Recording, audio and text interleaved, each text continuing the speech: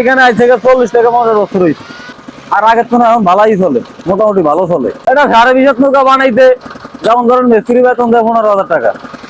কাঠ হইলো মেহগুনি, কাড়া মেহেন্দি, শিলগড়ি, এরপরে চামফুল দিয়ে বানায় আমরা তুই করে তাইলে কিনে নেয় 40,000 টাকা দিয়ে।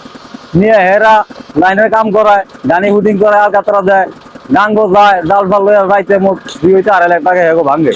এরপরে কামাই করে আমাকে দৈনিক হাজিরা 800 টাকা। এই অবরোধ একটু বেশি চলে, এরপরে কম চলে। সবসময় 12 মাসই দেয়, কোনো মাসে একটু বেশি, কোনো মাসে কম। ডিউটি সকাল 8টা থেকে সন্ধ্যা 7টা 19 বা 40 থেকে 50 বছর চলে। এনো এটা আগের তো নি চাইতে পালা অনেক একটু বেশি চলে। আগের থেকে মাল সামাল একটু ভালো দেয়, তো ভালো ভাটি আইয়ে ভালো বেচা কিনি হয়। এই তো অবরোধ দিলে গাঙ্গ দিয়ে 22 দিন অবরোধ দেয়, এই 22 দিনে বেচা কিনিটা ভালো হয়।